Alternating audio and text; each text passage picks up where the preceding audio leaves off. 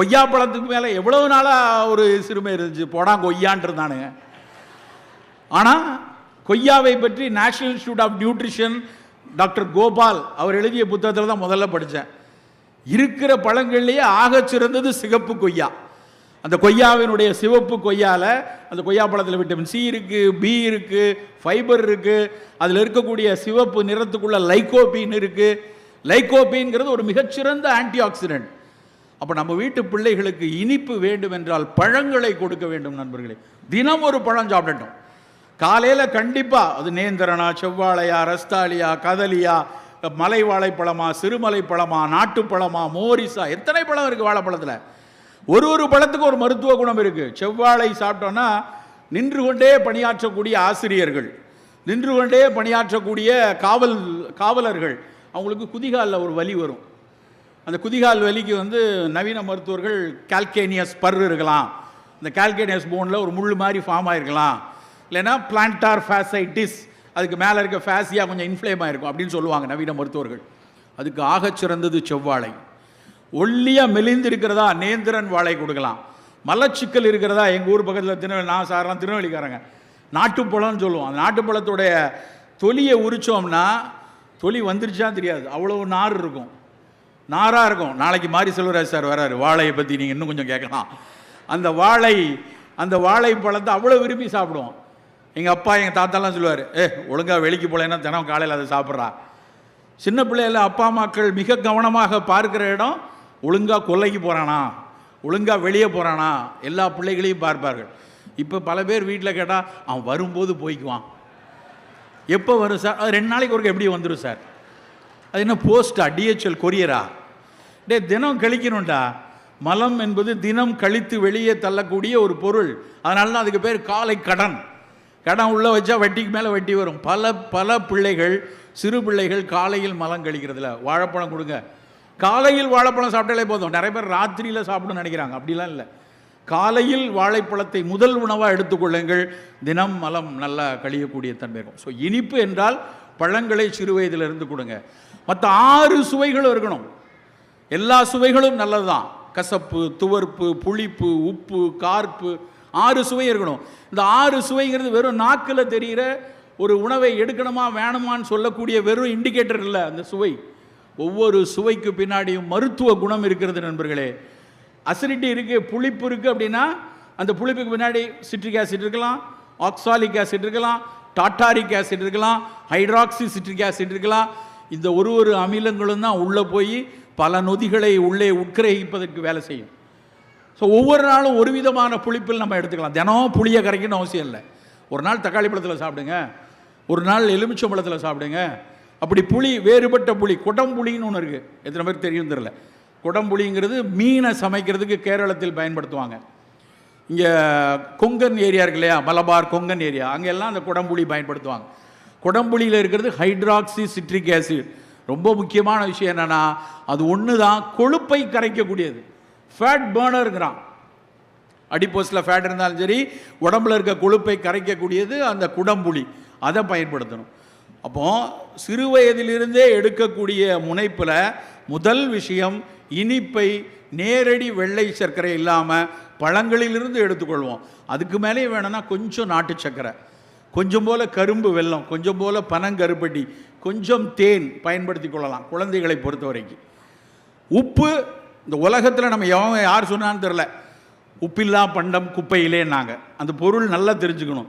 உப்பில்லா பண்டம் குப்பையிலேன்னா அதுக்கு எல்லா பண்டத்துலேயும் உப்பு போடு, இல்லைன்னா குப்பையில் போடுன்னு அர்த்தம் கிடையாது. உப்பு போடலைன்னா சில காலம் கழித்து அது கெட்டு போய்விடும். கெட்டு போனால் அதை நீ குப்பையில் தான் போடணும். அப்போ எந்த பொருளை நீ சேமித்து வைக்கணுமோ அந்த பொருளுக்கு நீ உப்பு போட்டுக்கோன்னு அர்த்தம். அதுக்காக எல்லாத்துலேயும் உப்பு போட்டு நிலைமை என்ன தெரியுமா? இன்றைக்கி உலக சுகாதார நிறுவனம் ஒரு நாளைக்கு 4 கிராம் தான் உப்பு சாப்பிட சொல்லியிருக்கு. ஒரு நாளைக்கு 4 கிராம். நம்ம எல்லாரும் எவ்வளோ சாப்பிட்றோம் தெரியுமா? ஒரு நாளைக்கு குறைந்த அளவு 8 கிராம் சாப்பிட்றோம், டபுள் மடங்கு. அதுக்கு வேறு தெரியாமல் கொஞ்சம் உப்பு குறைஞ்சேன்னா வீட்டம்மா அப்படி முறைக்கிறது, அப்படியே உப்பு சொரணை இல்லாதவன் ஆக்கிடுறேன்னு நினச்சியா அப்படின்னு சண்டை போடுறது. ஊறுகாய் இல்லாமல் நான்லாம் மோர் சோறு சாப்பிட மாட்டேன் சார், அது சில குரூப்பு. தயவு செய்து உப்பை தயவு செய்து குறைங்கள். ஊறுகாயெல்லாம் வேண்டாம். தொக்குலாம் வேண்டாம். வெளிநாடுகள்லாம் என்ன பிரச்சனைன்னா, இங்கேருந்து அத்தனை ஸ்வீட் ஸ்டால்லையும் விற்கிறாங்க இல்லையா, அதில் இருக்கக்கூடிய தொக்கை பாட்டிலாக வாங்கி அடுக்கி வச்சுருக்காங்க. இங்கேருந்து இந்த பிள்ளை பார்க்குறதுக்காக போகிறாங்களே அப்பா அம்மாக்கள், பிள்ளைய வளர்க்குறது, குண்டி கழுவி விடுறதுக்கு, தூக்குறது, தடக்கிறதுன்னு தூக்கிட்டு போகிற அத்தனை அப்பா அம்மாவும் சட்டியாக தூக்கிட்டு போகிற விஷயம் வந்து தொக்கு, ஊறுகாய் 6 மாதத்துக்கு வேணுங்க. 6 மாதம் நான் இருக்க போகிறேன், விசா அதோட முடியும். அது வரைக்கும் ஒரு 15 பாட்டில் ஏத்தாப்பில் கடையில் போய் வாங்கிட்டு போயிடுவாங்க. அதை வாங்கி கொண்டு போய் வச்சு அதை போட்டு சோத்தில் போட்டு சாப்பிட்றது. நண்பர்களே, நமக்கு உப்பு வேண்டாம், உப்பு குறைத்தாகணும். இனிப்பையும் உப்பையும் குறைக்கணும், கசப்பையும் துவர்ப்பையும் கூட்டணும். சிறு வயதிலிருந்தே எந்த பொருள் கசப்பாக இருக்கோ, எந்த பொருள் துவர்ப்பாக இருக்கோ அது மருத்துவ குணம் உடையது.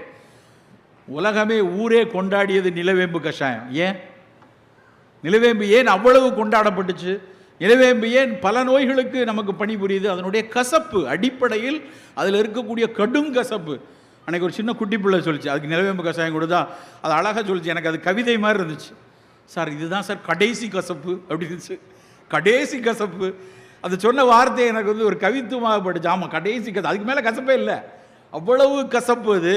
ஆனால் அவ்வளவு கசப்பு இருக்கிற பொருளில் தான் ஆண்ட்ரோகிராஃபிஸ் பேனிகுலேட்டா, அந்த ஆண்ட்ரோகிராஃபின், பேனிகுலேட் ஏ, பேனிகுலேட் பி, இது எல்லா ஆல்கலாய்டும் தான் வைரோஸ்டாட்டிக்காக இருக்குது, இம்யூன் என்ஹான்ஸ்மெண்ட் கொடுக்குது, காக்ஸ்2 பிளாக்கராக இருக்குது, ஹெப்படோடாக்சிட்டி வராமல் இருக்குது. எத்தனை ஆய்வுகள் இன்றைக்கு கண்டுபிடிச்சிருக்காங்க. உலகமே இன்றைக்கி கொண்டாடுது நிலவேம்பை. அப்படியான ஒரு அறிவியல் குணம் அந்த கசப்பில் தான்.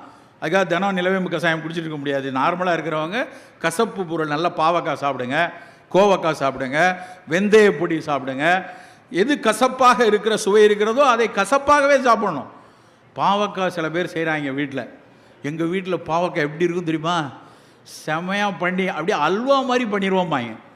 நிறைய வெல்லத்தை போட்டு எண்ணெயில் வதக்குன்னு வதக்கி அப்படி தேனாக ஆக்கிடுவேன். அதை கொண்டு போய் தெருவில் தான் போடணும்.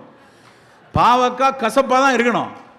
அந்த கசப்புத்தன்மையை மாற்றுவதற்காக நீங்கள் எண்ணெயில் வதக்குனா பாவக்காய் மட்டும் சாகாது, பாவக்காய் மட்டும் சாகாது, மற்ற நீங்கள் யோசிச்சுக்கோங்க. அதுக்கப்புறம் அதில் கொண்டு போய் வெல்லத்தை போடுறேன், அதை போடுறேன், அந்த மாஸ்கிங் எல்லாம் மருந்தில் பண்ணிக்குவோம். நாங்கள் மருந்துக்கு சில டானிக்கில் வந்து சுகர் பேஸ் இருக்கும், அதிலே வந்து சார்பிட்டால் தான் சேர்ப்பாங்க, சக்கரை மாதிரி இனிப்பு சுவையுள்ள. அது மருந்தை உள்ளே கொடுக்கறதுக்கு ட்ரக் மாஸ்கிங்னு பேர். மருந்து போயிடணும். நாங்கள் சித்த மருத்துவத்தில் தேனில் குழச்சி கொடுப்போம். தேனில் குழச்சா கொஞ்சம் அந்த கசப்புத்தன்மை போய் நாக்கில் தடவிக்கிறதுக்கு வாய்ப்பாக இருக்கும். அதற்கு இனிப்பை பயன்படுத்திக்கலாம். பாவக்காயில் தயவு செய்து வெல்லம் போடாதீங்க, சர்க்கரை போடாதீங்க. கசப்பு துவர்ப்பு அதே மாதிரி வாழைப்பூ, வாழைத்தண்டு, இந்த துவர்ப்பு சுவை உள்ள எல்லாமே நம்ம உடலில் இருக்கக்கூடிய கெட்ட திசுக்களை எல்லாம் சுருக்கக்கூடியது. துவர்த்தல் தமிழாசிரியர்களுக்கு தெரியும். துவர்த்தல் அப்படின்னா உலர்தல், ட்ரை ஆகும். அதனால தான் புளி துவர் விஞ்சிக்கின் வாதம்னா. ஏற்கனவே முட்டு வலி இருக்குது, முட்டு அப்படியே சாஞ்சு போய் இருக்குது, 2 முட்டுக்கு உள்ள இடைவெளி குறைந்து இருக்கிறது, உள்ளே இருக்கிற சைனோவியல் மெம்பரேன் ட்ரையாக இருக்குது, டிஸ்கெல்லாம் ட்ரையாக இருக்குது. அப்படின்னா நாங்கள் துவர்ப்பு எடுக்காதேமோ, ஏன்னா அந்த துவர்ப்பு கூட கொஞ்சம் ட்ரை ஆக்கிரும். ஸோ சுவைகளை நம்ம சிறு வயதிலிருந்தே பழக்கணும். கசப்பும் துவர்ப்பும் கூட்டுங்க, இனிப்பையும் உப்பையும் குறைத்து கொள்ளுங்கள். புளிப்பும் காரமும், புளிப்பில் பல வகை அமிலங்களை, எல்லா எலுமிச்சை, தக்காளி பழம் எல்லாத்தையும் குறைவாக பயன்படுத்தி கொள்ளுங்க. காரம் எங்கெல்லாம் தேவையோ அங்கே மிளகு பிரதானமாக இருக்கட்டும். காரம்னா மிளகு தான், மிளகு போல அப்படின்னால தான் மிளகாய் அப்படின்னு வச்சான் பேரே. பச்சை கலரில் ஒரு காய் வந்துச்சு, போர்ச்சுகீசியர்கள் வழியாக சிலியிலிருந்து வந்துச்சு. அது என்னடா இப்படி காரமாக இருக்குது, மிளகு போல இருக்குது அப்படின்னால தான் மிளகாய் அப்படின்னு பேர் வச்சான். மிளகு ப்ளஸ் ஆய், அதான் மிளகாய். அது வரைக்கும் நம்ம மிளகு மட்டும் தான் எடுத்துகிட்டு இருந்தோம். ஆனால் மிளகாய் வந்தவுடனே ஒட்டு மொத்தமாக மிளகாயிலே போயிட்டோம். குறைவாக எடுத்துக்கொள்ளுங்கள், காரம் சற்று குறைவாகத்தான் இருக்கணும். இது முதல்ல குழந்தைகளுக்கு கற்றுக் கொடுக்க வேண்டியது. 2வது விஷயம், சர்க்கரை நமக்கு வருவதற்கான சாத்தியங்கள் இருக்குது. நம்ம அப்பா அம்மாவுக்கு 50 வயசில் இருக்குன்னா நம்ம 40 வயசில் நமக்கு மணி அடிக்கிற வாய்ப்பு அதிகம். கண்டிப்பாக நமக்கு சர்க்கரை வர வாய்ப்பு அதிகம். நம்முடைய தகப்பனுக்கு, நம்முடைய அண்ணனுக்கு 45 வயதில் மாரடைப்பு வந்திருக்கிறது. அப்போ நம்ம கொஞ்சம் எச்சரிக்கையாக இருக்கணும். நமக்கும் நம்முடைய இரத்த நாளங்கள்லாம் இருக்கு இல்லையா, நம்ம உடம்புக்குள்ளே ஓடக்கூடிய இரத்த நாளங்கள், இதயத்தில் ஓடக்கூடிய குட்டி குட்டி நாளங்கள், இது தாய் தகப்பனை போல தான் நமக்கும் இருக்கும். அப்போ நம்ம தகப்பனுக்கு 45 வயசில் ஒரு சிக்கல் வந்திருக்குன்னா நம்ம கண்டிப்பாக வரணும் இல்லை, ஆனால் கொஞ்சம் எச்சரிக்கையாக இருக்கணும். அப்படி இருக்கிறவங்க, நம் குடும்பத்தில் சர்க்கரை இருக்கிறது எனக்கு வரக்கூடாது என்று நினைப்பவர்கள் ஒரு சில கட்டுமானத்தை உணவில் வைக்கலாம். அதை மட்டும் சொல்லிவிட்டு அப்படியே முடிக்கலாம் அப்படின்னு நினைக்கிறேன். முதல் விஷயம், காலை பானம் என்ன குடிக்கிறது சார்? நான் இப்போ குடித்தேன், சுக்கு பால் குடித்தேன். எனக்கு தொண்டை ஒரு மாதிரி அலட்சியாக இருக்குது. மேடையில் போய் காற்று தான் வருது அப்படி சொல்லிடக்கூடாது இல்லையா? அப்போ என்னடா வெந்நீர் வேணுமே, என் பக்கத்தில் மேடம் இங்கே பக்கத்தில் சுக்கு பால் இருக்குது வாங்கி தரேன். அது ஒரு ஃபங்க்ஷனல் ஃபுட்டு, அது குடிதான், அது குடிக்கிறதுடைய பானம் தான். ஆனால் ஏன் சுக்குப்பால்? அது சூடு கொடுப்பதோடு இதம் கொடுப்பதோடு ஒரு குட்டியோண்டு மருத்துவ குணத்தை வைத்திருக்கிறது. அது சுக்கு இருக்குது அதில். காலை இஞ்சி கடும்பகல் சுக்கு, மாலை கடுக்காய் என்று சொல்லியிருக்கிறது இது மருத்துவம். சுக்கு ஒரு சின்ன இன்ஃப்ளமேஷனை குறைக்கும், அதனால் சுக்குப்பால் குடிங்க அப்படின்னாங்க. நம்முடைய ஒரு பானமும், காலையில் சாப்பிடக்கூடிய ஒரு பானமும் இனிமேல் ஃபங்க்ஷனல் பிவரேஜாக தான் இருக்கணும். வெறும் பானமாக இருக்கக்கூடாது. சார் நான் தினம் டீ தான் சார் சாப்பிடுவேன். சாப்பிடுங்க, டீ நல்லது தான். ஆனால் டீ எப்படி போடணும்னு நம்ம பல பேருக்கு தெரியாது. என்ன சார் டீ போட்ட நாடு இது, டீ போட்டவர் பிரதமராகவே ஆகிட்டார், அப்படி இருக்கும்போது டீயே போட தெரியாதுன்னு சொல்கிறீங்களே அப்படின்னு உங்களுக்கு சில பேருக்கு கேள்வி வரும். ஆமாம், உண்மையிலேயே நமக்கு டீ போடுறது. நான் இப்போ ஜப்பான் போயிருந்தப்ப என் பக்கத்தில் ஒருத்தங்க என்னுடைய நண்பர் வந்தார். அப்போ சார் எதாவது டீ குடிக்கிறீங்களா அப்படின்னோடனே நேராக போய் வெண்டிங் மிஷினில் டக்குன்னு பட்டனை தட்டி 100 yen, 100 yen நம்ம ஊர் காசுக்கு 50 ரூபா, 50 ரூபாய்க்கு டபக்குன்னு ஒரு பாட்டிலில் நமக்கு வெண்டிங் மிஷினில் வந்தாலே அதுக்கு மேலே எனக்கு ஒரு சின்ன அச்சம் உண்டு. அது நல்லதில்லை, வேணாம், குப்பையை தான் அங்கே வச்சுருப்பானுங்க. ஆனால் அவர் எடுத்தால் கொதிக்கிற மாதிரி டீ வருது. வெண்டிங் மிஷினில் பாட்டிலில் சூடாக வருமா அப்படின்னு எனக்கு அன்றைக்கி தான் தெரியும். நான் இங்கே ஒரு மிகப்பெரிய ஆள்கிட்ட ஒருத்தர் கேட்டேன், சார் இந்த வெண்டிங் மிஷினில் சூடாகவும் வரலாமா, எடுத்து வைக்கலாமா? ஏங்க குளிராக வருதுன்னா சூடாக கொடுக்க முடியாதா? அதெல்லாம் முடியும் அப்படின்னாரு. அந்த சூடாக குடித்தது கிட்டத்தட்ட 3/4 லிட்டரில் ஒரு பாட்டில். அவர் கடகடன்னு குடிச்சிட்டார். எனக்கு கடகடன்னு குடிக்க முடியல. நான் குடித்த பாதி தான் குடித்தேன். அதுக்கு பேர் ஒச்சோன்னா க்ரீன் டீ. அவங்க ஒரே மடக்கில் 700 ml குடிக்கிறாங்க. என்னால் குடிக்க முடியல. ஆனால் அங்கே இருக்கக்கூடிய எல்லாரும் எப்போ பார்த்தாலும் க்ரீன் டீயை குடிச்சிட்டே இருக்காங்க.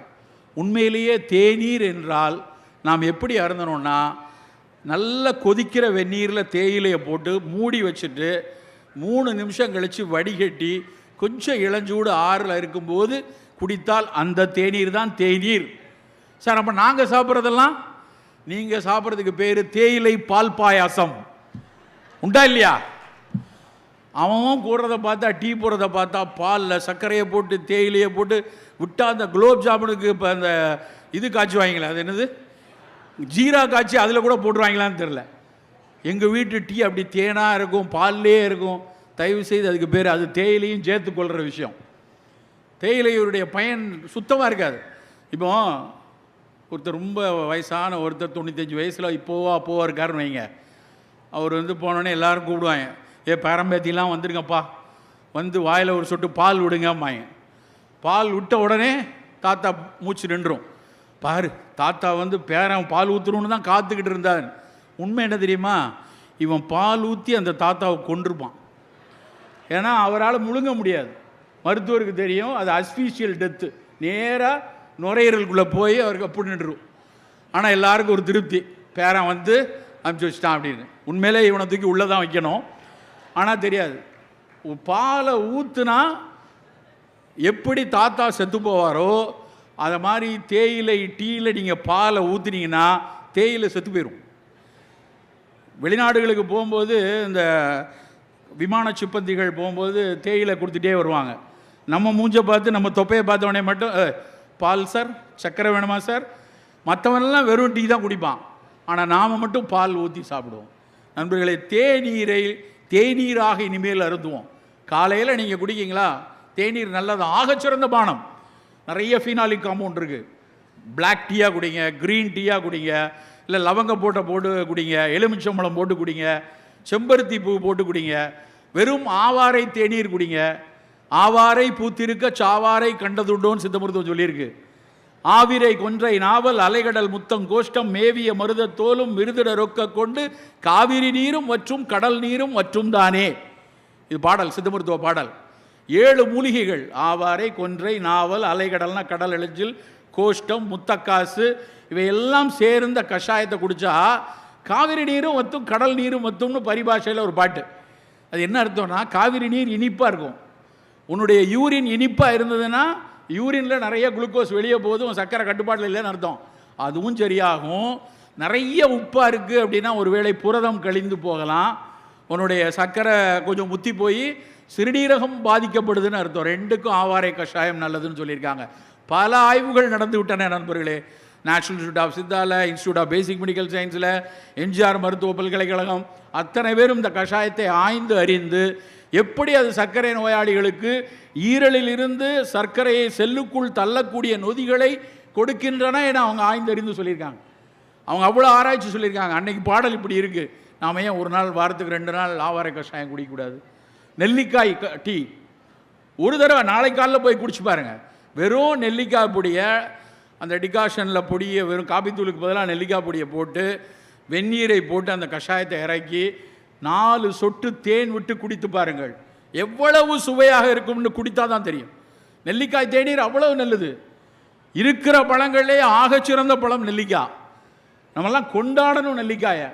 நீங்கள் நெல்லிக்காயினுடைய ஒரு கூறாக படித்து பார்த்தோன்னா உலகத்தில் பல நேரங்களில் கோபம் கூட வரும். நான் ஒரு நாள் திருநெல்வேலியில் வாசுதேவநல்லூரில் போயிட்டு நான் வண்டியில் நானும் என் மனைவியும் போயிட்டுருக்கோம். போகும்போது ஒரு பக்கத்தில் ஒரு தோட்டத்தில் அப்படி நெல்லிக்காய் கொத்து கொத்தாக காய்ச்சிருக்கு. அதை பார்த்தோடனே வண்டியை நிறுத்தி அந்த தோட்டக்காரர்கிட்ட கேட்டு அந்த நெல்லிக்காய் கொஞ்சம் வாங்குவோமான்னு நிப்பாட்டிட்டு இறங்கி போகிறேன். தோட்டக்காரர் மட்டும் தனியாக இருக்கார். கிட்டத்தட்ட 100கணக்கான மரம், நெல்லிக்காய் மரம் எப்படி கொத்து கொத்தாக காய்ச்சிருக்கு உங்களுக்கு தெரியும் இல்லையா? மரமே காயாக தான் இருக்கும், அவ்வளோ காய்ச்சிருக்கு. நான் போய் அந்த தோட்டக்காரர்கிட்ட, சார் கொஞ்சம் நெல்லிக்காய் வாங்கணும்னு நினைக்கிறேன், நான் சென்னையில் இருக்கேன் சார், இது பார்த்தா அழகாக இருக்குது, கொஞ்சம் நெல்லிக்காய் வாங்கிக்கலாமான்னு கேட்டவொடனே அவர் என்ன பதில் சொன்னார் தெரியுமா? எவ்வளோ வேணுமா போய் எடுத்துக்கோயா, யாரும் பறிக்கிறதுக்கு ஆள் இல்லை. உண்மையிலே எனக்கு வேதனையாக இருந்தது. அதெல்லாம் கொடுக்க முடியாதுன்னு சொல்லியிருந்தாருன்னா சந்தோஷப்பட்டிருப்பேன். இது ரொம்ப விலை, 100 ரூபா 200 ரூபா அப்படின்னு சொல்லியிருந்தா சந்தோஷப்படுவேன். அவர் சொல்கிறாரு 5 ரூபாய்க்கு வாங்குறதுக்கு ஆள் இல்லை, கிலோ 5 ரூபாய்க்கு வாங்க ஆள் இல்லை, காய்த்து கொட்டி கிடக்குது. ஒன்று தெரியுமா, நெல்லிக்காயில் இருக்கக்கூடிய விட்டமின் சி அளவு, ஒரு நெல்லிக்காயில் இருக்கக்கூடிய விட்டமின் சி 3 ஆரஞ்சு பழத்துக்கு சமம். விட்டமின் சி இல்லாமல் அதில் இருக்கக்கூடிய ஃபீனாலிக் காம்பவுண்ட்ஸ், அதில் இருக்கக்கூடிய டேனின், அதில் இருக்கக்கூடிய ஃபைபர், அதெல்லாம் விடுங்க. நெல்லிக்காயை கடித்து சாப்பிட்டுட்டு தண்ணி குடிச்சிட்டு உனக்கு இனிக்குதா எனக்கு இனிக்குதான்னு ஸ்கூலில் விளையாண்டோமே, அதில் இருக்கக்கூடிய ஒரு அழகியல், அதில் இருக்கக்கூடிய ஒரு கவித்துவம் யாருக்கு தெரியும்? இன்னைக்கு அந்த நெல்லிக்காய் எத்தனை நல்ல குணங்களை கொடுக்கிறது. ஔவை அதியமானு கொடுத்தா, அதியமான் அதை ஔவைக்கு கொடுத்தார், அதியமான் ஔவைக்கு கொடுத்து தமிழ் மூதாட்டி நீ குடிச்சு, இதெல்லாம் படிச்சிருக்கோம். எவ்வளவு மருத்துவ கடிவு வந்திருக்கு. HIV வரைக்கும் அது ஆய்வு செய்யப்பட்டது. அது அடாப்டிவ் இம்யூன் சிஸ்டத்தில் பல ஆய்வுகள் அதில் நடந்திருக்கு. நாம் ஏன் ஒவ்வொருத்தரும் இன்றைக்கி இங்கே இருக்கீங்க, உங்கள் வீடுகளில் இங்கே இருக்கக்கூடியதில் 25-30% பேருடைய வீடுகளில் கண்டிப்பாக ஆப்பிள் இருக்கும், ஒரு ஆப்பிளாவது வச்சுருப்போம். ஆனால் எத்தனை பேர் வீட்டில் நெல்லிக்காய் இருக்கிறது? இருக்காது. நாம் ஏன் நெல்லிக்காய் வாங்கி வைக்கக்கூடாது? தினம் ஒரு நெல்லிக்காய் சாப்பிடுவோமே, தினம் ஒரு நெல்லிக்காய், தினம் ஒரு வாழைப்பழம். அப்படி நெல்லிக்காயாக சாப்பிடாமல் நெல்லிக்காய் வற்றலாக பொடியாக வைத்திருந்து அதை தேநீராக குடித்தால் கூட ஒரு 80% நெல்லிக்காயின் குணம் நமக்கு கிடைக்கும். ஸோ காலை பானம் இனிமேல் ஃபங்க்ஷனல் பிவரேஜாக இருக்கணும், அப்படி நம்ம எடுத்துக்கொள்வோம். வெயில் வரப்போது வந்தாச்சு, இப்போமே வெயில் வந்தாச்சு. இனிமேல் இருக்கக்கூடிய காலத்தில் காலை பானத்தில் ஆக சிறந்த பானம் நீராகாரம். எல்லாம் முந்தின நாள் சோத்தில் தண்ணியை விட்டு வச்சு கரைச்சி கொஞ்சோளம் மோர் விட்டு காலையில் குடிக்கலாம். இந்த நீராகாரத்தை 2002-03 நானெல்லாம் பேசியிருக்கேன். அப்போல்லாம் அதெல்லாம் பழைய சோறெல்லாம் சாப்பிட்றது அதெல்லாம் நல்லது இல்லையே, அது எப்படி நல்லது அப்படின்னு பேசுகிறவங்க என்கிட்ட பேசுகிறவங்க உண்டு. இன்றைக்கி ஸ்டான்லி மருத்துவக் கல்லூரியிலேருந்து இவ்வளோ தடி புஸ்தகம் போட்டாங்க.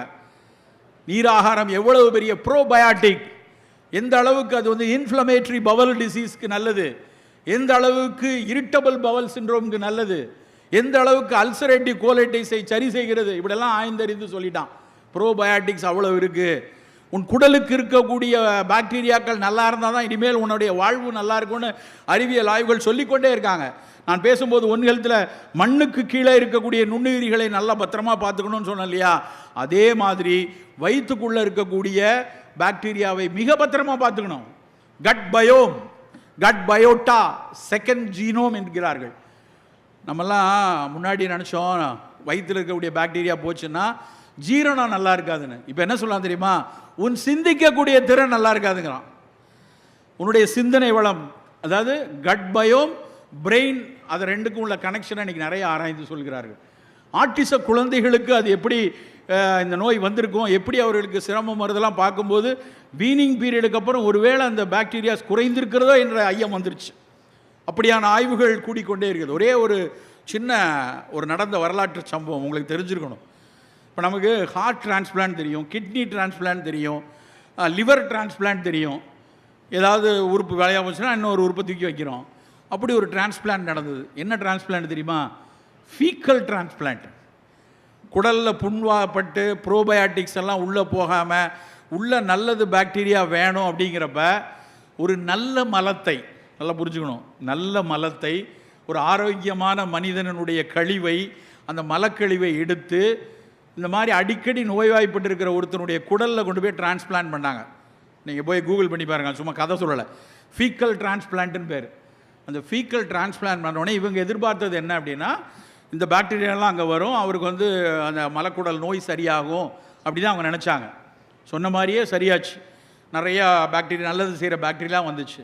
ஆனால் அதோடு நிற்கலை. எந்த மனிதரிடம் வந்து மலத்தை எடுத்து கொண்டு வந்து இங்கே வச்சாரோ அந்த மனிதர் மாதிரியே இவர் பிஹேவ் பண்ண ஆரம்பிச்சிட்டார். என்ன பிரெயினியா டிரான்ஸ்பிளான்ட் பண்ணாங்க? வெறும் மலக்கழிவு. அப்போ தான் கண்டுபிடிச்சான், அந்த மலக்கழிவில் இருக்கக்கூடிய பாக்டீரியாக்களுக்கும் பிரெயினுக்கும் ஒரு தொடர்பு இருக்குது அப்படிங்கிறத கண்டுபிடிச்சி இன்றைக்கு தொடர்ந்து அந்த ஆய்வுகள் பல மில்லியன் டாலர் ஆய்வுகள் நடந்து கொண்டே இருக்கிறது. இப்போ கேப்சூலாலாம் வந்துருச்சு. இந்த மலம் வந்து கேப்சூலாக எப்படி மலத்தை அள்ளி கொடுத்தா எப்படி சாப்பிட முடியும் அப்படின்னு அதிலிருந்து கேப்சூல் டேப்லெட்லாம் இன்றைக்கி வர ஆரம்பிச்சிருச்சு. நண்பர்களே, குடலில் இருக்கக்கூடிய நல்லது செய்கிற பாக்டீரியாக்களை பாதுகாக்கணும்னா வரக்கூடிய வெயில் காலத்தில் அதனுடைய முதல் முயற்சியாக நீராகாரத்தை அருந்துவோம். நல்ல நீராகாரம் எடுப்போம். சரி, காலை குடிச்சாச்சு. காலை சாப்பாடு அப்படின்னா நம்ம உடனே ஞாபகம் வர்றது இட்லி, தோசை, பொங்கல், வடை, பூரி, மசால் தோசை, இதுதான் எல்லார் மனசுலேயும் வருது. அது வேறு, இட்லியோடு அந்த வடை ஏண்டா சேர்ந்தே வருது? ஏதோ விஜயும் திரிசாவும் மாதிரி எப்போ பார்த்தாலும் அது ஜோடியாகவே வரணுமா? எங்கேருந்து ரெண்டும் ஒன்றாச்சு? நானும் பல தடவை யோசிச்சிருக்கேன். சங்க இலக்கியத்தில் வடை முதல்லே இருக்குது. உளுந்து தலை பெய்தின்னு பாடல் இருக்குது. இட்லி 13ஆம் நூற்றாண்டில் தான் வந்ததாக பல மச்சேந்திர புராணம் எல்லாத்தையும் படிச்சிருக்கோம். இட்லி லேட்டாக வந்துச்சு. நம்ம பல்லவ மன்னன் ஒருத்தன் இந்தோனேஷியா பொண்ணை தூக்கிட்டு வந்துட்டான். அங்கே போய் பொண்ணு எடுத்துகிட்டு வந்தோடனே அவங்க அப்பா ஐயோ பாவம், இப்போ இருக்க ஐயோ பாவம் மாதிரியே அவர் கொஞ்சம் பல்லவ உணவு அறிஞர்கள் எல்லாம் கூட சேர்த்து அந்த பிள்ளையோட சேர்த்து அனுப்பிச்சி விட்டார். அவன் அங்கேருந்து வந்தவன், அவன் வெறும் அரிசியிலேயே அந்த டம்ப்ளிங் அப்படிலாம் செஞ்சு சாப்பிட்டுட்டு இருந்தவனுங்க. இவங்க உளுந்து நிறைய சேர்க்குறாங்களேன்னு அந்த பையங்க வந்து அரிசியும் உளுந்தையும் சேர்த்து தான் இட்லி 13ஆம் நூற்றாண்டில் வந்துச்சு. தோசை கூட அதுக்கப்புறம் தான் வந்துச்சான். 14 15 தான் தோசை வந்திருக்கு. அதுக்கு முன்னாடியே வடை இருந்திருக்கு. அதனால் நம்ம ஆளுங்க இட்லி இருந்தால் கூட அந்த பழைய மரபை மறக்கக்கூடாது என்று வடையும் சேர்த்து இட்லி வடைன்னு சாப்பிட்டுட்டு இருக்காங்க. நண்பர்களை, கொஞ்ச நாளைக்கு அதை நிறுத்துவோம். இந்த சர்க்கரை, ரத்த கொதிப்புலாம் வரக்கூடாது அப்படின்னு நினச்சா நம் காலை சாப்பாடுங்கிறது நல்ல ஒரு கப்பு நிறைய சுண்டல், சிகப்பரிசி, சிகப்பு கொண்டக்கடலை, இல்லைன்னா கருப்பு கொண்டக்கடலை, வெள்ளை கொண்டக்கடலை, இல்லை சோயா, நிலக்கடலை, ஏதோ ஒரு சுண்டல், அப்புறம் நல்ல காய்கறி துண்டு, நல்ல காய்கறி சூப்பு, பழச்சாறு, நல்ல மாதுளம்பழச்சாறு இல்லை ஸ்மூதி மாதிரி எல்லாம் போட்டு அடித்து ஒரு ஜூஸ் அது மாதிரி எடுத்துக்கிட்டு, புரதம் கூடுதலாக வேணுங்கப்போ 2 முட்டையை கூட இன்றைக்கி ஒருத்தர் படிக்கும்போது சொன்னார், அது வேக வைத்து சாப்பிட விட ஆம்லெட்டாக வெங்காயம் மிளகெல்லாம் போட்டிங்கன்னா அது இன்னும் நல்லது அப்படின்னாங்க. அப்படி ஏதோ ஒரு வகையில் 2 முட்டை, இல்லை முட்டையெல்லாம் சாப்பிட மாட்டேன்னா சரி, முட்டை சாப்பிட மாட்டேங்கன்னா வேறு புரதங்கள், ஒரு நிலக்கடலையோ இல்லை பாதாம் பருப்போ அப்படியான சாப்பாடு தான் சாப்பிடணும். நான் ஒரு கூட்டத்தில் இப்படி பேசுகிறோடனே, சார் முதல்ல நல்ல சுண்டல், அப்புறம் கொஞ்சம் சூப்பு, கொஞ்சம் மாதுளம்பழச்சாறு, 2 முட்டை அப்படின்னு சொன்னேன். சார் இதெல்லாம் பிஃபோர் ஃபுட்டாக ஆஃப்டர் ஃபுட்டாங்கிறான். ஏன்னா அவங்களுக்கெல்லாம் இதுக்கு நடுவில் 2 இட்லி இல்லையே, இதுக்கு நடுவில் ஒரு ரவா ஆனியன் தோசை இல்லையேன்னு ஒரு வருத்தம் இருக்குது. அதுக்கு பேர் சாப்பாடு இல்லை. இதுதான் ஏன் ஃபுட்டு, பிஃபோரும் கிடையாது ஆஃப்டரும் கிடையாது அப்படின்னு சொன்னோம். இனிமேல் நம்முடைய காலை சாப்பாடு அப்படி தான் இருக்கணும். வாரத்துக்கு ஒரு நாள் நமக்கு விருப்பம் மாதிரி ஒரு சாம்பார் இட்லியோ தோசையோ சாப்பிடுவோம். சின்ன பிள்ளைங்க இருக்காங்களா, அவர்களுக்கு நல்லா இட்லி கொடுங்க. அது நல்லா சிகப்பரிசி இட்லி, கருப்பு இட்லி. நம்ம இட்லிலாம் வெள்ளையாக இருக்கணும்னு ஒரு வியாதியை வச்சுருக்கோம். தயவுசெய்து அந்த வியாதியிலேருந்து வெளியே வரணும். நான் அன்றைக்கி இன்னொரு நண்பர் வீட்டுக்கு போயிருக்கேன். அப்போ ஒரு அம்மாவும் ஒரு பையனும் வந்தாங்க. அந்த அம்மா வந்து என்னை பார்த்தவொடனே, இவரை நிறைய யூடியூப்பில் நிறைய பேர் நீங்கள் யூடியூபர்னு நினைக்கிறாங்க. நான் மருத்துவம்பா, நான் பேசுகிறத இங்கே பல பேர் வீடியோ எடுத்துகிட்டு இருப்பாங்க. வீட்டுக்கு போனோடனே டகான்னு யூடியூப்பில் ஏற்றிடுவாங்க. எனக்கு என்று யூடியூப் சேனலும் கிடையாது, ஒன்றும் கிடையாது. ஆனால் பல பேர் நம்மளை அப்படி நினைக்கிறாங்களா. என்னை பார்த்தோடனே, இவர் யூடியூப்பில் எல்லாம் வருவார்லன்னு என்கிட்ட வந்து, சார் நீங்கள் தானே சிவராமன் அப்படி இப்படின்னு பேசுகிறாங்க. அவங்களுக்கு ஒரு சந்தோஷம். அப்போ அவன் கூட ஒரு பையன் இருந்தான், அவனுக்கு என்னை யாருன்னே தெரியாது, அவன் உலகத்தில் நான் கிடையாது. அவன் அப்படி பார்த்துட்டு அப்படி திரும்பிட்டான். அவங்க அம்மா அவனை கூப்பிட்டு டே டே டே இவர் யார் தெரியுமா, இவர் யார் தெரியுமா அப்படின்னு காமிச்சு அவன் எப்படி பார்த்தான். நம்ம வீட்டில் நம்ம அந்த கம்பு கேழ்வரகு வரகு தோசையெல்லாம் சுடுவேன்லன்னு சொன்ன உடனே அவன் அப்படி திரும்படி பார்த்தான். அந்த பார்வையிலே ஒரு சம்பவம் நடக்க போகுதுன்னு எனக்கு தெரிஞ்சிருச்சு. நான் கொஞ்சம் தயாராகிட்டேன். அவன் கேட்டான் பாருங்க ஒரு கேள்வி, இந்த அழுக்கு இட்லி அழுக்கு தோசையெல்லாம் உங்களால் தான் அங்கிள் வந்துருச்சு எங்கள் வீட்டில், ஒழுங்காக எங்கள் அம்மா வெள்ளை கலரில் எல்லாத்தையும் பண்ணிகிட்டு இருந்தா. உண்மையிலே வேதனையாக இருந்துச்சு. என்ன வேதனை தெரியுமா? கருப்பை அழுக்கு என்று ஒரு சமூகம் நமக்கு கற்றுக் கொடுத்து விட்டு போயிருக்கிறது. கருப்பு தான் நண்பரே நம்ம சிறப்பு. எந்த பொருள் கருப்பாக இருக்கிறதோ, எந்த பொருள் அது எவ்வளவு சமூக சிக்கல்களை உருவாக்குறது. கருமை நாம் கொண்டாடப்பட வேண்டிய நிறம். அந்த கருப்பில் எவ்வளவு குணங்கள் இருக்குது, எவ்வளவு கருநீலம்னு எடுத்து அதில் இருக்கக்கூடிய ஆந்தோசைனின், கருநீலம்னு எடுத்து அதில் இருக்கக்கூடிய ஆன்டி ஆக்சிடென்ட், எவ்வளோ விஷயம் இருக்குது. அப்படியே வீட்டில் எங்கள் அம்மாலாம் தோசைக்கு ஆட்டும்போது நாங்கள் பக்கத்தில் உட்காந்துருப்போம். எங்கள் அம்மா நிறைய கதை சொல்லும். இப்போல்லாம் கதை சொல்கிறதே யாரும் கிடையாது. ஆனால் எங்கள் அம்மா கதை சொல்லிகிட்டு இருக்கும்போதே நாங்கள் அந்த உளுந்தை அந்த உளுந்து தொலியில் அப்படியே அந்த கருப்பு தொலியை எடுக்கிறது ஒரு ஆர்ட்டு. அப்படி கையை வச்சு பிரித்து எடுத்து காட்டுவாங்க. அப்படி தான் ஆட்டூரில் அரைச்சிட்டு இருந்தோம். இன்றைக்கி நமக்கு அந்த அவனையை எடுத்து உருட்டு பருப்புன்னு ஒரு பெரிய உருட்டை கொண்டு வந்து தள்ளிட்டாங்க நம்மகிட்ட. அந்த கருப்பு தொலியிலிருந்து அவன் ஃபீனாலி காம்பவுண்டெல்லாம் தனியாக பிரித்து எடுத்துகிட்டு இருக்கான் இண்டஸ்ட்ரி. ஆனால் நண்பர்களே, கருப்பு கலரில் நம்ம வீட்டில் இட்லி இனிமேல் கருப்பாக இருக்கட்டும், சிகப்பாக இருக்கட்டும். நல்லா மாப்பிள்ளை சம்பாவில் அரைச்சி எடுத்திங்கன்னா சிகப்பரிசி இட்லி அவ்வளோ நல்லாயிருக்கும். அது உடலுக்கு நல்லது. சின்ன பிள்ளைகளுக்கு அப்படி கொடுத்துக்குள்வோம். நல்லா சிறுதானியங்களில் பொங்கல் கொடுப்போம், வரகரிசியில் பொங்கல் கொடுப்போம், திணையரிசியில் பொங்கல் கொடுப்போம். 40 தாண்டியாச்சா அதெல்லாம் ரொம்ப குறைவாக எடுத்துப்போம். அதெல்லாம் என்றைக்கோ ஒரு விருந்து உணவாக எடுத்துக்கொள்வோம். இப்படி தான் நம்முடைய காலை உணவு இருக்கணும். மதிய உணவு நான் முதல்ல சொன்ன மாதிரி 6 சுவையிலும் இருக்கட்டும். சோறு குறைவாகவும் ரெயின்போ ஃபுட்டுன்னு சொல்லுவோம், மருத்துவர்களுக்கு தெரியும். பல வண்ணங்களில் இருக்கணும். சிகப்பு நிறத்தில் நல்ல மாதுளம்பழம், இல்லை சிகப்பு நிறத்தில் ஏதாவது கரு நீளத்தில் இப்போ சக்கரவள்ளி கிழங்கு வருது, பர்பிள் கலர் ஸ்வீட் பொட்டேட்டோ. போய் படித்து பாருங்கள், கூகுள் பண்ணி பாருங்கள். இருக்கிறதே மிகச்சிறந்ததாக எழுதுகிறாங்க. அது பேர் என்ன தெரியுமா? ஒக்கினாவா பொட்டேட்டோன்னு பேர், ஸ்வீட் பொட்டேட்டோ. ஒக்கினாவாங்கிறது ஜப்பானில் இருக்கக்கூடிய ஒரு தீவு. அந்த தீவுக்கு என்ன சிறப்பு தெரியுமா? அங்கே சராசரி ஆயுட்காலம் 103 வயசு. நமக்கு சராசரி ஆயுட்காலம் தமிழ்நாட்டில் 72, அவங்களுக்கு சராசரியே 103. அந்த ஒக்கினாவா பற்றி நான் நெட்ஃப்ளிக்ஸில் ஒரு படம் பார்த்தேன், secrets of deep blue zone அப்படின்னு, டேவிட் ஃபிஷர் அப்படின்னு ஒருத்தர் போட்ட டாக்குமெண்ட்ரி. அது பார்த்தா அவ்வளோ ஆசை. இந்த தடவை ஜப்பான் போகும்போது எப்படியாவது ஒக்கினாவா போகணுன்னு. சார் ஒக்கினாவா போகிறதுக்கு நீங்கள் பாதி இந்தியா போகணும் சார், 6 மணி நேரம் பறக்கணும் சார்ன்ட்டானுங்க. சரி வேணான்னு சொல்லிட்டு அடுத்த தடவை பார்த்துக்கலான்னு வந்துட்டோம். ஆனால் அந்த ஒக்கினாவாவுடைய அந்த ஸ்வீட் பொட்டேட்டோ, அந்த பர்பிள் கலர் ஸ்வீட் பொட்டேட்டோ, அது மாதிரி பர்பிள் கலரு, பிளாக் கலரில் கருப்பு கவுனி அரிசி, அப்புறம் நல்ல நீல நிறத்தில் வெள்ளை நிறத்தில் நல்ல மோர் எடுத்துக்கொள்வோம். இப்படி 7 ரெயின்போ ஃபுட்டாக இருக்கணும். சோறு குறைவாக இருக்கணும். அதில் பல பேர் என்னென்னா நம்மளில் சில பேர் சார் நான்லாம் வெஜிடேரியன் அப்படிமா. ஆனால் அவன் உண்மையிலே வெஜிடேரியன் கிடையாது, அவன் பேர் சோற்றேரியன்னு பேர். சோறை இவ்வளோ ஆனால் குமிச்சிட்டு ஸ்பூனில் காய் போட்டால் அதுக்கு பேர் வெஜிடேரியனா? வெஜிடேரியனா நல்ல காய்கறியில் நடுவில் கொஞ்சோல சோறு வைக்கணும். இல்லைன்னா புலால் சாப்பிட்றவங்க நல்லா புலால் சாப்பிட்டு கொஞ்சோல சோறு வைத்துக்கொள்ளணும். புலால் என்றால் முதல் தேர்வு மீன்களாக இருக்கட்டும், 2வது கோழி இருக்கட்டும். நம்ம ஆடு மாடுங்கிற விஷயத்த கொஞ்சம் குறைத்து கொள்ளி சாப்பிடுவோம். ஏன்னா அதெல்லாம் ஒரு ரெட் மீட்டுங்கிற விஷயம் ஒரு 50 வயதுக்கு மேலே ஒருவேளை உங்களுக்கு கொழுப்பு விஷயங்கள் உடலில் பாதிக்கக்கூடிய தன்மை இருந்தால் அந்த ஆட்டுக்கறியை குறைவாக எடுத்துக்கொள்ளணும். ஆனால் மீன்களோ கோழியோ அந்த பிரச்சனை கிடையாது. சோறு தான் நிறைய. நீங்கள் வெள்ளைச்சோரை பெருசாக அப்படி இந்த ராஜ்கிரண் படத்தில் அப்படி மேலே குவிச்சு வச்சு கவளமாக உருட்டி, தயவுசெய்து இனிமேல் அப்படி சாப்பிடாதீங்க. சில வீட்டிலலாம் சாப்பாடு போடும்போது நான்லாம் எனக்கு சோறு போட்டாங்கன்னா அதை உடனடியாக ரெவன்யூ டிபார்ட்மெண்ட் மாதிரி பிரிச்சுருவேன். பாகம்லாம் பிரித்து 5-6 பிரித்து முதல்ல ஒரு உருண்டை, 2வது ஒரு உருண்டை, இதுக்கு குழம்பு, இதுக்கு காயின்னு வச்சுருவோம். நம்ம அதிலே பட்டணம் பக்கத்தில் பரிமாற வருவாங்க, சார் எந்திக்காதீங்க மறுசோறு போடணும், மறுசோறு சாப்பிடாமல் எந்திக்கிறீங்களான்னு பதறிட்டு வருவாங்க. தயவுசெய்து உங்கள் வீட்டுக்காரங்க எல்லோரும் நல்லா இருக்கணும்னா மறுசோறே போடாதீங்க. ஒரு சோறு போதும், ஒரே ஒரு கரண்டி போட்டால் போதும். அந்த ஒரு கரண்டியும் இனிமேல் தயவுசெய்து சோறு பரிமாறுவதற்கு இந்த அன்னக்கரண்டியை பயன்படுத்தாதீங்க.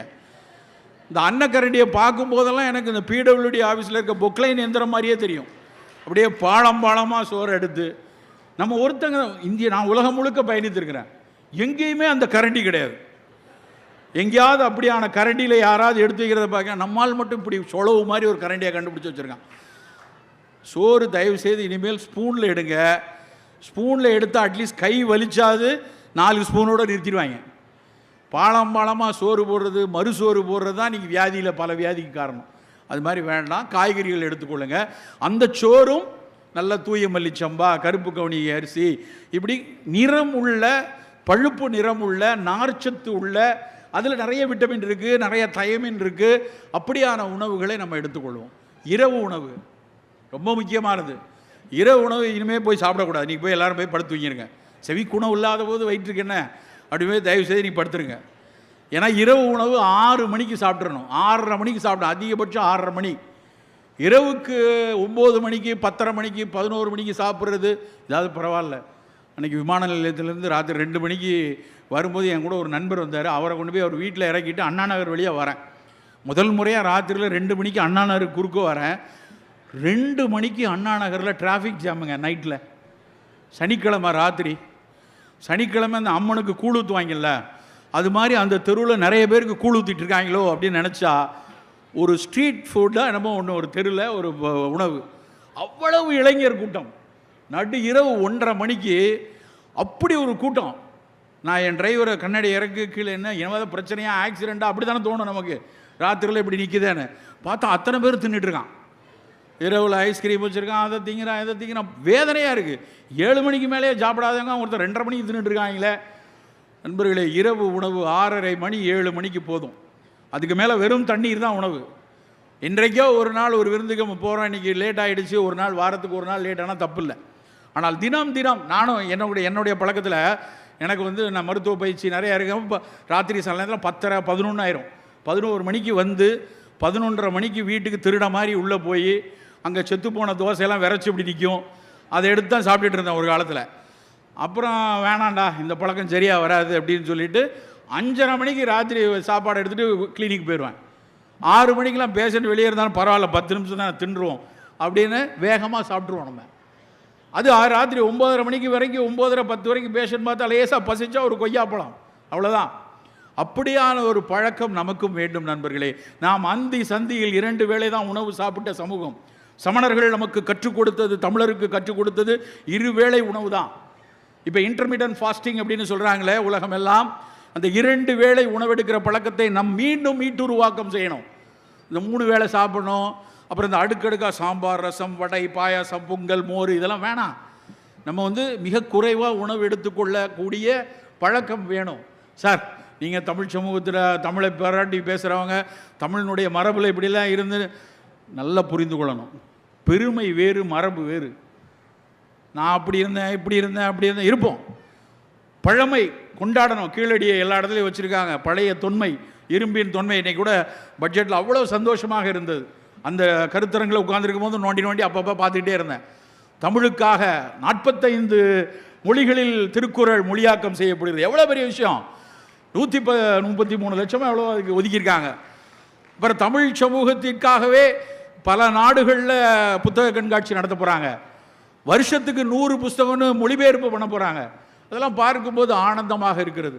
அந்த இரும்பின் தொன்மை அப்படிங்கிற விஷயம் புத்தகம் வாங்கி கண்டிப்பாக இங்கே கிடைக்கும்.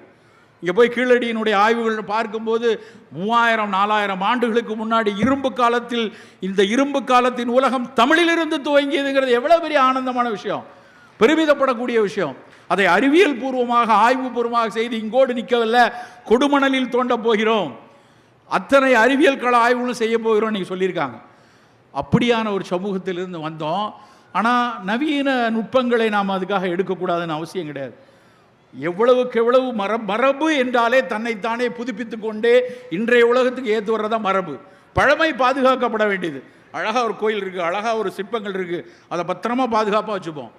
ஆனால் நம்முடைய வழக்கங்களை, பழக்க வழக்கங்களை நவீன அறிவியலின் துணை கொண்டு அவர்கள் சொல்ல கூறுகளையும் வைத்து செம்மைப்படுத்தி கொண்டு வர வேண்டும். நண்பர்களே, நம் உணவின் மீதான அக்கறைகள் மிக மிக அவசியமான காலத்தில் இருக்கிறோம். கடைசியாக ஒரு விஷயத்தை மட்டும் சொல்லி முடிக்கிறேன். நாம் அடுப்பங்கரையில் கூடுதலாக செலவழிக்கக்கூடிய 20 நிமிடங்கள், நம் அடுப்பங்கரையில் கூடுதலாக செலவழிக்கக்கூடிய 20 நிமிடங்கள் நம் ஆயுட்காலத்தில் கூடுதலாக 20 வருடங்களை தரும். நண்பர்களே, ஒரு சின்ன மெனக்கெடல், ஒரு குட்டி கரிசனம் மட்டும்தான் வேணும். இது ரொம்ப ரொம்ப முக்கியமான விஷயம். இறுதியாக இன்றைக்கு பெரிய அளவில் பெருகி வரக்கூடிய இன்னொரு சிக்கல், சர்க்கரையை பற்றி பேசுகிறோம், இரத்த கொதிப்பை பேசுகிறோம், மாரடைப்பை பேசுகிறோம், புற்றுநோய் பெருகி வருது.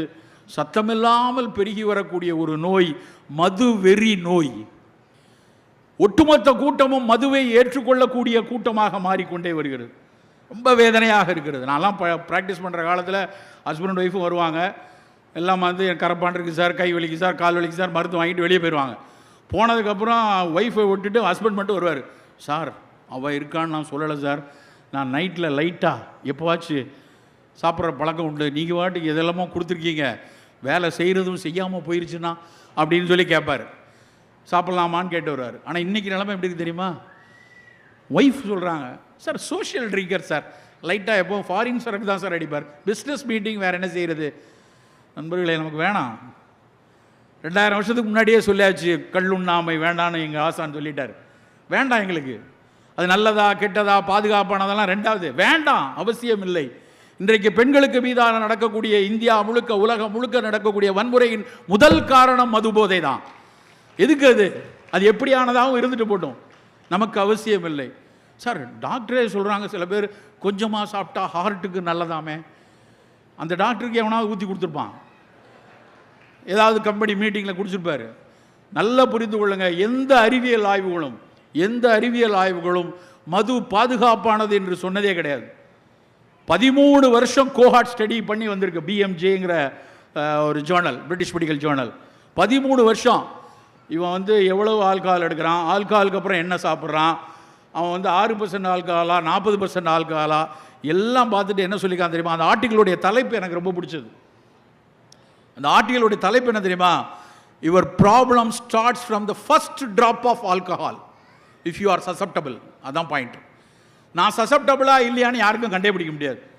உன்னுடைய சில பேர் சொல்லுவாங்க, சார் மொட்டா குடியான் சார், 30 வருஷமாக குடிச்சிட்டு இருக்கான், கம்பா அலைகிறான் சார், இருக்கலாம். ஆனால் அதே உடல்வாகு, அதே செல் தன்மை, அதே மரபணு உனக்கு இருக்கிறதா என்று தெரியாது. ஆனால் அவனுடைய அடுத்த தலைமுறையில் எபிஜெனட்டிக்கல் டேமேஜை உருவாக்கிறோம். அது உறுதி. இவன் இந்த தலைமுறையில் நல்லா இருப்பான், ஆனால் அவனுடைய குழந்தைக்கு ஒரு காய்ச்சலுக்கு சாப்பிட்ட மாத்திரையில் ஈரல் சிரோசிஸ் வந்தாலும் வந்து நிற்கும், தெரியாது. நண்பர்களே, நாம் எத்தனையோ விஷயங்களை பேசுகிறோம், உணவில் அது இருக்கணும் இது இருக்கணும் எது இருக்கணும்ன்ட்டு. இன்றைக்கு சமூகத்தின் சீரழிவிற்கு முதல் காரணமாக இருக்கக்கூடிய மதுவை முழுமையாக புறக்கணிப்போம். மதுவை ஒருபோதும் ஏற்றுக்கொள்ளாதீர்கள். பெண்களே, உங்களை எல்லாம் வேண்டிக் கொள்கிறேன், மது அருந்துபவர்களை ஒருபோதும் ஏற்றுக்கொள்ளாதீர்கள். நன்றி, வணக்கம்.